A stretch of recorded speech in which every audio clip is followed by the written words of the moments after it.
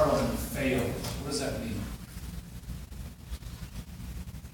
Well, one way that the English system determines if a parliament is a failure is the failure of the majority party in the House of Commons to pass a supply bill, because they believe that a bill that can't agree on how to appropriate money is a failure.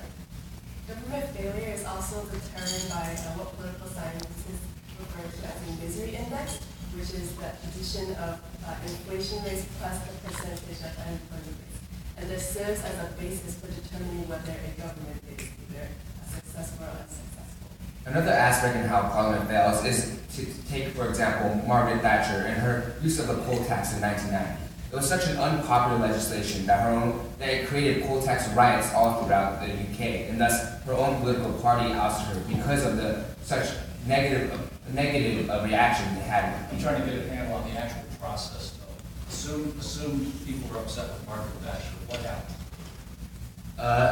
In terms of generalities, when there is a majority within the House of Commons that does believe that the majority party can no longer function as the one that executes the laws, they call for a vote in which there's over a simple 50% that do believe that there is to be a new election to be called, then there simply is a vote of no confidence.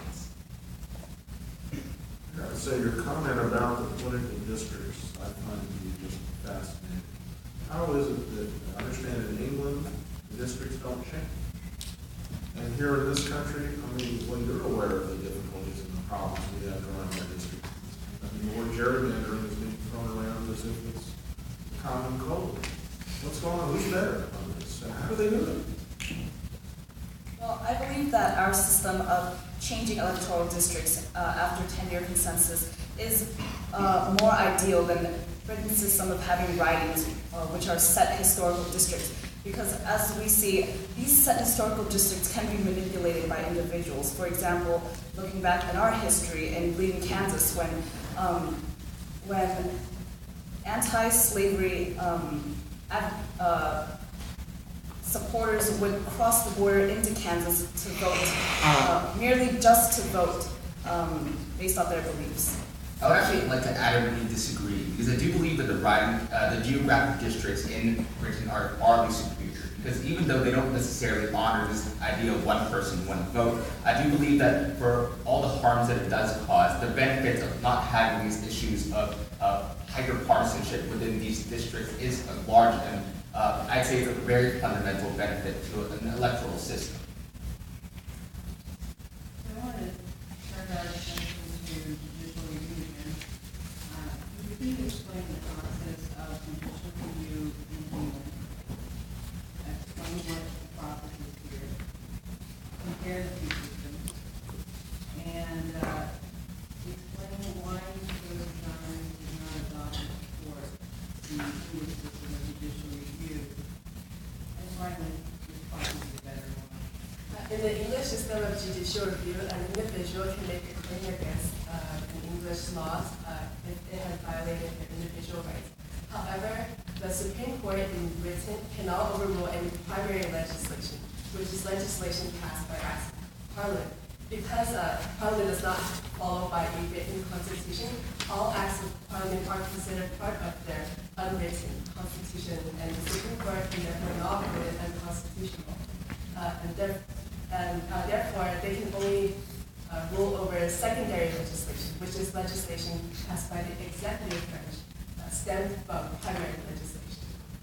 That's the difference with our judicial system is our judicial system allows for judicial review, and for our Supreme Court as an individual branch, separate from the legislative and executive. We have to remember that originally, the judicial system in England was actually within the legislative branch as the House of Lords, where there were 12 law lords sitting in the House of Lords. So there wasn't a separate branch that could actually check, as we have here in the United States, where we have a separate Supreme Court that's able to check the constitutionality of our legislation. And regarding your last question of which system I would prefer, I would actually prefer our system, because I believe that the Supreme Court's purpose is to check the constitutionality. It's supposed to have the higher law, it's supposed to protect higher law and have the last say in whether or not the legislation is being passed fairly and representing a majority of people. To answer your other question of why the framers did not adopt England's system, because back then, most of the judicial action took place in the House of Lords, but the framers were heavily influenced by the French philosopher Montesquieu, in which he called for a separation of powers and called for a separate judicial branch.